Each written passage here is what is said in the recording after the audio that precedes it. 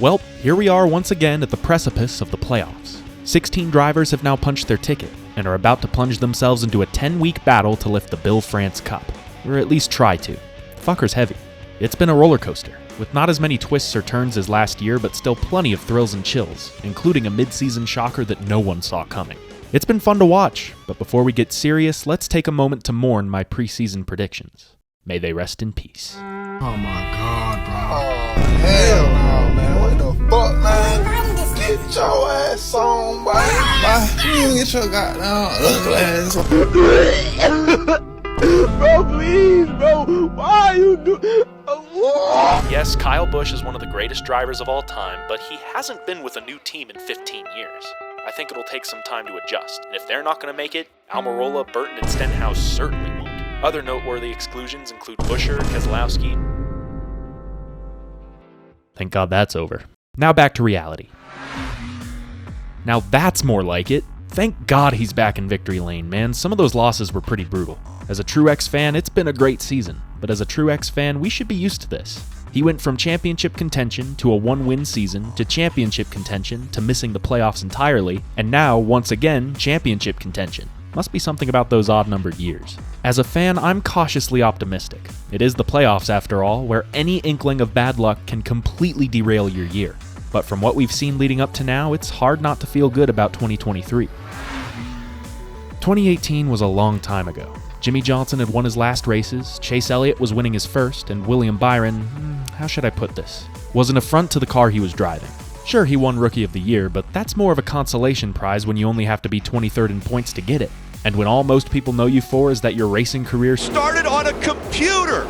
Yeah, things didn't look good. Fast forward 5 years and things are much, much different. He made the third round for the first time last year, and with 4 wins under his belt this year, he's looking pretty damn sporty. My only concerns are his recent finishes. Since his, let's say, fortunate win at Atlanta, he's failed to capture a top 10 and has an average finish in the 20s. He's got plenty of playoff points to lean on, but by the time we get to Vegas, those won't really matter. Good finishes are what get you to Phoenix, and recently he just hasn't had them. Time to get back on track. Literally the day after I voiced this, he wins at Watkins Glen. I really am a reverse jinx.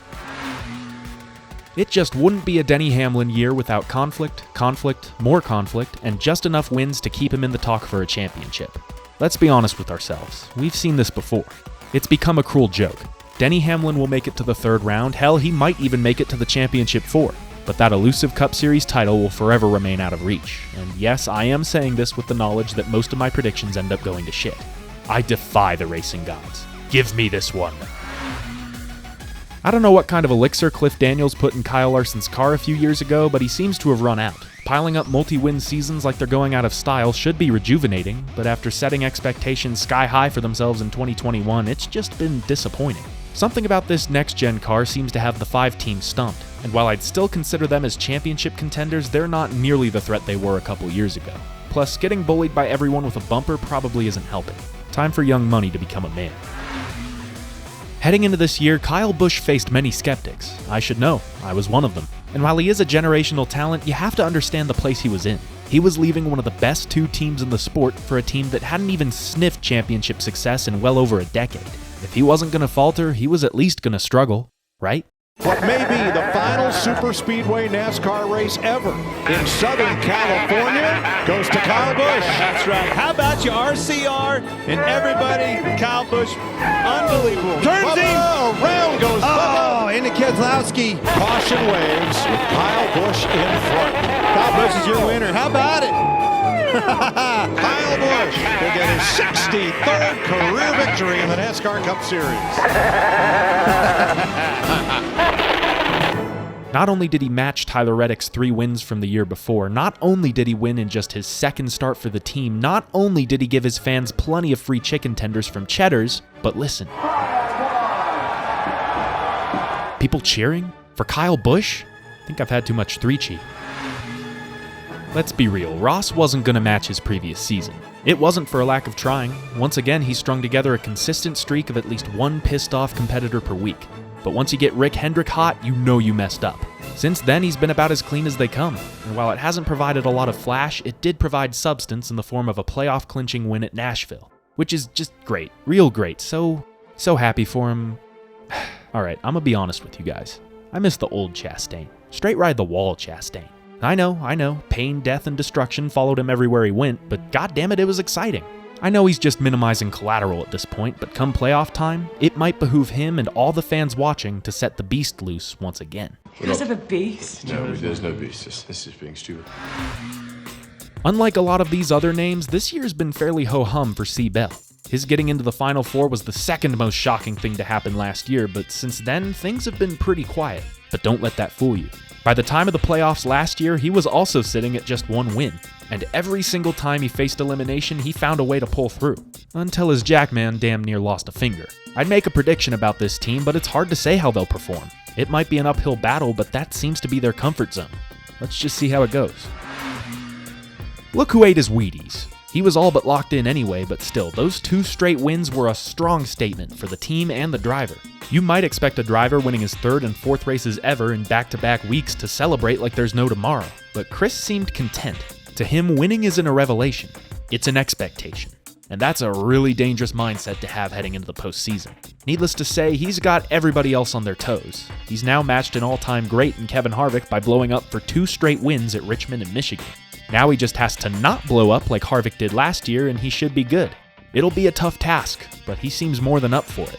I just hope he makes those 30,000 people from Prosper, Texas proud. Go get him, Christopher.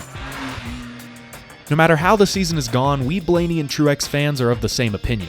We're just happy to see our drivers back in victory lane. To be fair, it has been a fairly consistent season for Blaney, but he's been fairly consistent for a while now, and unfortunately, fairly consistent hasn't gotten him past the 3rd round. In fact, he's been in the 3rd round 4 times now, and still hasn't made the championship 4. Long before I made bad predictions for a living, I said Ryan Blaney will almost certainly be a NASCAR Cup champion. I'm beginning to have my doubts. Prove me wrong, Ryan. Speaking of bad predictions, I said at the beginning of the year that Tyler Reddick would be a title contender, which would be true if his car and crew didn't lay an egg every chance they got. I'd imagine Reddick fans are pretty frustrated right now, but I will say this. Kurt Busch commentating his own car running away with the win brought a tear to my eye. I mean, just listen. It's forward together on this program, and it brings me a little bit to be choked up. I was hoping to be back in that car, but it's in good hands. Truly unbridled passion, not just for the sport, but for this team. If you don't turn things around for yourselves, at least turn things around for him. He deserves as much. I really thought the 22 would come into this season guns ablaze, but the pistol has remained holstered. At this point last season, he was ranked in 6th. This year, 13th. He's not in dire straits by any means, but with each passing week, his title defense is becoming ever more dubious. Then again, he is the king of winning undeserved championships. Maybe he'll run it back in the playoffs with that unadulterated swagger. Just when I thought we'd get all of the Trackhouse and 2311 drivers in the playoffs, this guy stumbles into the room and snatches that possibility right out of my hands. Then again, it's hard not to root for him. I don't see him making much noise, but it's in our nature to rally around the underdog. And the combination of FRM and Michael McDowell fit that description perfectly. Maybe it's finally time for Front Row to live up to its name. Literal hours after I finished making this video, in a year where Stewart Haas's drivers regularly qualified outside the top 20, they boasted starting spots of 1st, 3rd, 6th, and 13th. I thought I'd have to scrap the whole video, but then... yeah, that's what I thought. To say this team has been horrendous would be a gross understatement, so I once again ask, how the fuck is Harvick 6th in points? Despite most of his competition winning multiple races, he hasn't left the top 10 in points all season long.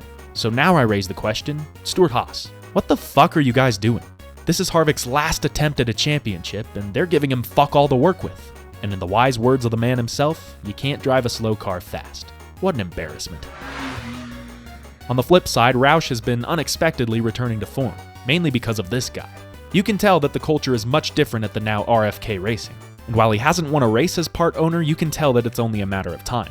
Until Buescher's back-to-backs, these guys quietly maintained one of the most consistent seasons of anyone in the field. And I still maintain that if not for Mother Nature's never-ending grudge against NASCAR, he would have won Atlanta. It's been a good year for ending losing streaks dating back to 2021, so maybe it's time to end one more.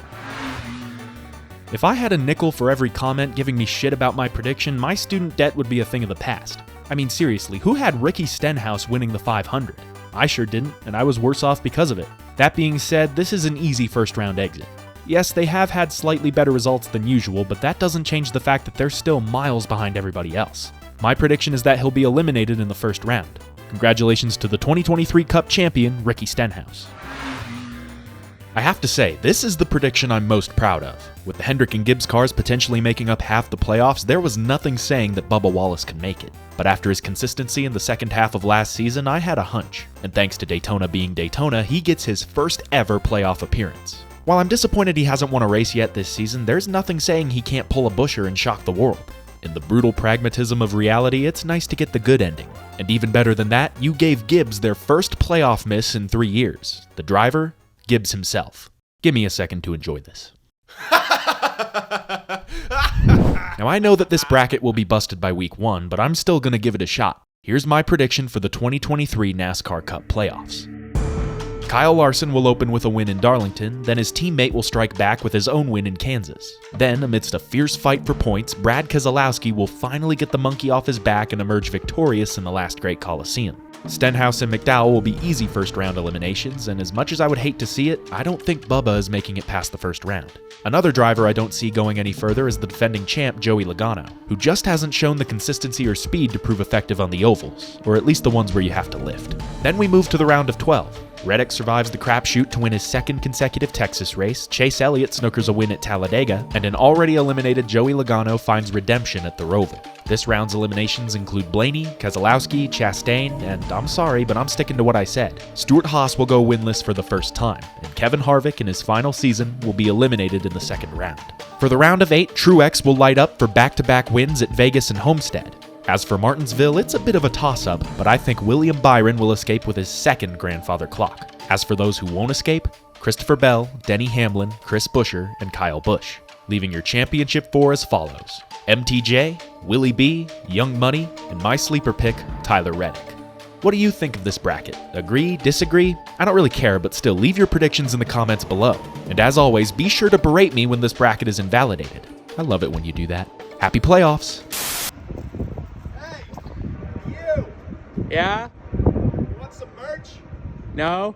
Well, good news. The Elly Productions Spreadshop store has plenty of sleek, unique designs for you to choose from. Like this one for all you Lightning McQueen fans out there. Or maybe you're looking for something more intimidating. Or just the original. Whatever your selection, we've got the collection. You sure? Yes. Boy, he sure sounds excited for our new line of designs, including stickers, hats, and an all-new NASCAR-style racing shirt. And yes, that is a Hudson Hornet. I have a problem. So be sure to visit elly-productions.myspreadshop.com to help support the channel and get some nifty swag in the process. That wasn't your line. Huh?